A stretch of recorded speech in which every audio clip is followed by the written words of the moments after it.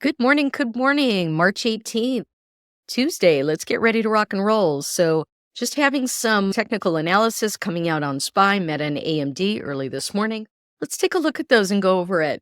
So, the first one was SPY. I wanted to get a couple patterns out before the open, right? So, as we take a look at SPY, we can see this downtrending channel. We broke out on a daily, which is looking pretty good, right? We could do a lot of chopping here, though, if you're not familiar with this pattern. So let's read the technical analysis on SPY. Wanted to get a couple of these out this morning. SPY already started a reversal on the daily. Could easily catch some chop after back-to-back strong moves, but expecting more bullish action than we've been accustomed to lately, unless FOMC screws that up. So we often get a lot of chop right before FOMC, so we'll see how that goes on SPY. Let's take a look at Meta for a trade idea here. Meta also with that down trending channel, right? This had some not so great FTC news yesterday and appears to already be testing our short trigger for today in the pre-market, but got it on watch for a reversal, and that would be Meta over 60770. Could you automate that? Yes, you could. So let's take a look at that. All we got to do is click on it. You can see a nice big chart giving you the analysis for that. So that is Meta. Let's take a look at AMD. Also in this channel, AMD had a great day yesterday. Now we'll see if it can get some follow through. Since we're trading back near trendline resistance, that has been rejected 3 times before, either that or a strong breakout to the upside. Because really what happens in this channel, right?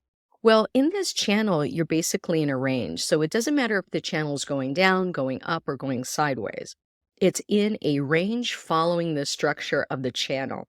Now, the only 2 scenarios, right? Either we break out or that holds as resistance and we come back down. And that's the same thing that's happening here. Either this holds as resistance and we come back down, or we actually do a breakout. So that's what we're looking for AMD on technical analysis. So you had some good identifiers this morning. This comes out each and every morning, guys. Now let's take a look at our daily watch list here for those day traders out there. I'm more of a swing, but if you were going to be doing some day trades, I would say that these are great for practice automation as well as just automating these trades. Get the fear and the greed out of it. Go enjoy your day. You're doing your analysis, you're setting up your trades, and you're letting your own platform do the work for you. So on our daily watch list, you could see it says, good morning. We're updating some levels on our watch list, which is why we are resending. Some of these names moved very quickly after the original posting, and that was yesterday, by the way. We had these same names yesterday, and we're keeping track of them today. So now let's take a look at the ES. If EX can hold, right? 56.95 for ES futures. We could see a continuation to the long side. I love the text that's in here because our analyst group does such a great job explaining step by step what's going to be happening. If this fails, look for a move back inside the prior range to 56.57. Really nice to be able to set some alerts to let you know what's going on. Now, if we just make this bigger, you can see now this offers you a really nice view of the daily watch list and what levels we're looking at. Now, all of these signals basically are pretty self-explanatory. Now, in our SKOOL community, we do have a how to use, and so you could click on it and then read it. But basically, if Amazon can hold 193.10, then we're going to 194.74, 198.38. So these are areas, right? You could do a first triggers, 2 OCOs on this. And then also we have it for the downside because, in a volatile market, you can profit from both of these. You can profit from none of these, or you can, at least have one side of this if we end up just going one direction and one direction only. So here you can see if we break down below 192.50, we could go to 190, 185.6. So let's take a look at Amazon and let's map this out. So as we are on SPX, let's look at Amazon. All right, on Amazon, I'm on a 15-minute chart. You could see that this morning we pretty much hit all the way down to 189. Now, if we look back at that, you can see that we needed actually the 192.50 to go down to 190, 185.6. So let's take a look at that. Oh gosh, we would have had a nice trigger open, and it looks like we made it all the way. What was the low here? The low was 189.50. So did not get to the lowest part on Amazon. Got down to 190. So we got the first target here. So that would have been an interesting automation. However, we did gap down. A lot of times your automations don't work on gaps. Just take that into consideration. And by the way, though we're looking at a daily on a 15, right? This could be for any time period. When you have these gaps, sometimes that messes up your automation. If they don't trigger, they don't trigger. Now that we've already kind of gone to the downside and we're looking at this gap that we have from this morning, that's that shaded area here is this gap. This is the 20 EMA and this is momentum. So as you can see, momentum is rising, really needs to break above the zero line. And then you can see if we start moving into the gap, we could do a partial or full gap fill on Amazon. So this is now looking interesting for the long side right now, isn't it? So we need to get above 193.10 on Amazon. So if we take a look at it, we're at 192.06. So if we're looking for 193.10 for Amazon, let me show you how to automate that trade. So you'd go over to your trade tab, and we're going to take it for this Friday and 193.10. So we're going to look possibly at the 193s. You can see we don't have a 193, but we do have a 192.50 or we have a 195.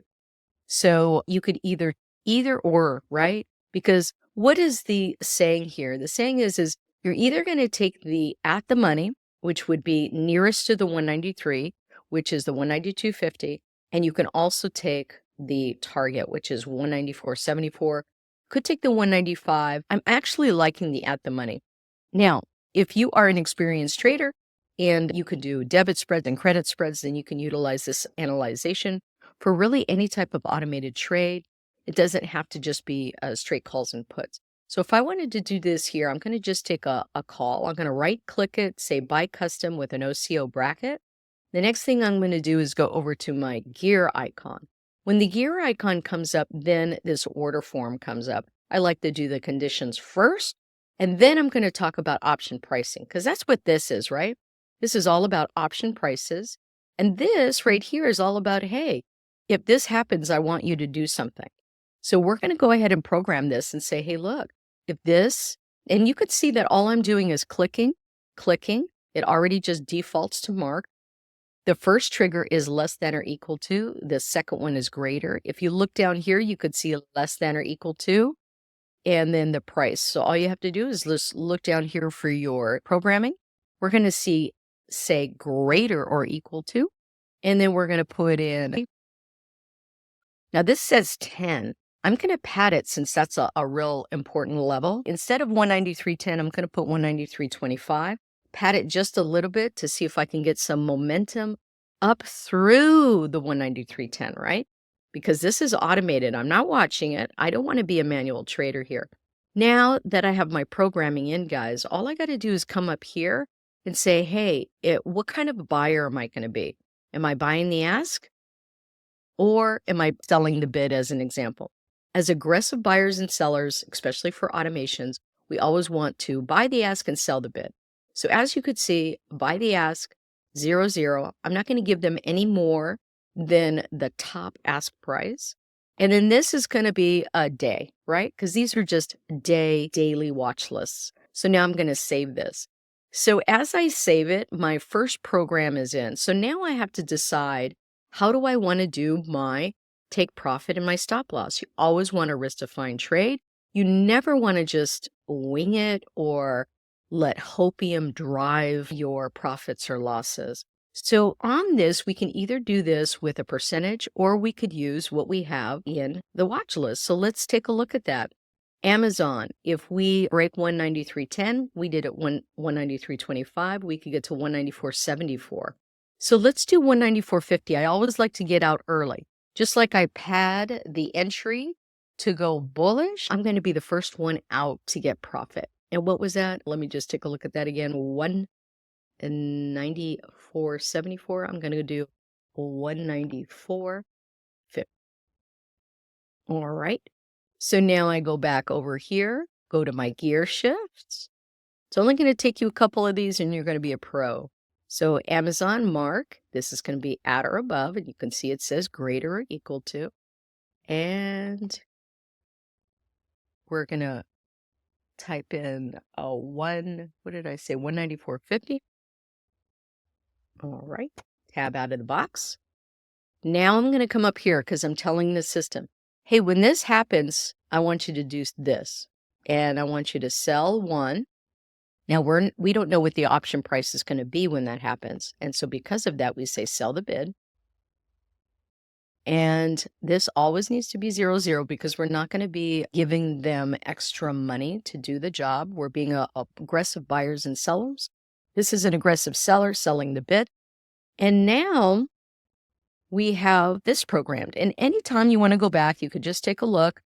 You can read down here, greater equal here. And it says, hey, sell it when it's greater than or equal to 194.50. Save it. And then now what's going to be our stop loss? Well, you could do this a number of ways. If you wanted to be really conservative, remember that our entry point was 193.25. You could say, hey, if this gets to 193, I'm out. You could use a trigger amount. And you're probably wondering, well, what does that mean? Well, if you put trigger here, this allows you then to move this little toggle switch. So now you can put a percentage here as an example. So we could say, hey, a negative 25%, what's your risk level? You could say a negative 25%, get me out of this. You could turn this into a trail stop and say 25% trail stop as an example.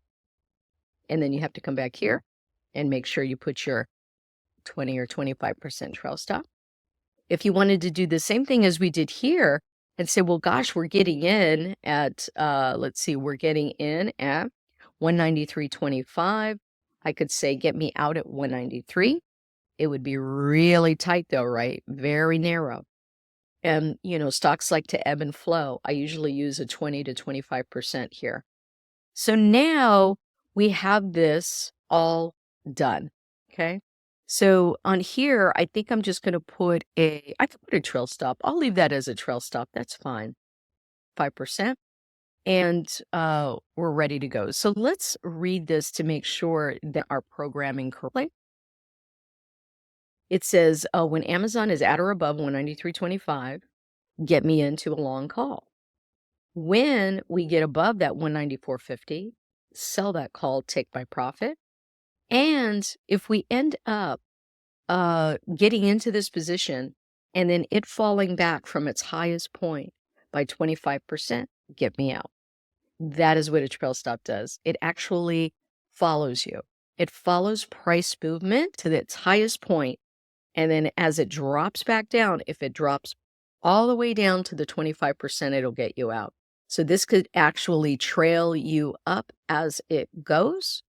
And so that's often a nice to practice with and get familiar. So now we just automated a trade. And of course, I, explained it throughout the processes. This took a couple minutes, but trust me, it will take you not very long. And you have some trades that you can do. Let's go and do another one, and I'll show you how quick this can go. So for Meta, we were looking at a 600. That seems to be a line in the sand for Meta, 615 cents, right? And either we're going to drop below to 596 or we're going to go all the way to 607. Those are some pretty big moves that are expected for a daily. And the reason is because volatility has been so high. So if we wanted to do something like pretty quickly, we could just go over to Meta. And let's take a look at the chart really quick. So Meta right now is at 597. Meta breaking down big time. Boy, if I had that programmed in this morning, right, that would have been some nice profits to take on the downside, clearly. But now we're having a little reprieve. I actually think this is a reshort. Once it gets up above here, it'll probably be time to reshort this stock. But if you wanted to put in, let's take a look, 579. Let's take a look at this. Let's see.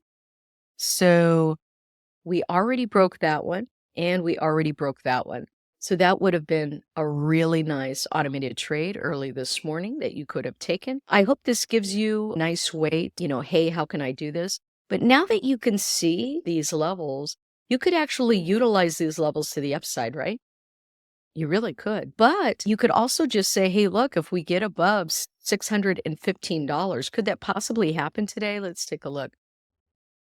I don't think so. This is a really big move for Meta this morning, but you could utilize the other. You could say if it breaks 590, it's going to go up to 596 because those are the levels, right? So you could still use those levels to program something in. The nice thing about automation is that you have that availability to do it. This looks really weak, so I'm not going to waste my time doing it, but this really goes to show you how you can automate even a daily watch list so you don't have to stay in front of your computers. If you're looking for some great technical analysis as well as some trade ideas, we do have a SKOOL community really inexpensive to get into. You could go to skool.com/trading made simple/about and take a look at it. The other thing that we also do is some training. So each and every morning we have a coach that comes out and does a live training in our VIP community, and that's a separate community. However, the recording is available here in SKOOL. So if you're interested in learning about that, check out the description below. I hope this was helpful. We'll see you in the next video.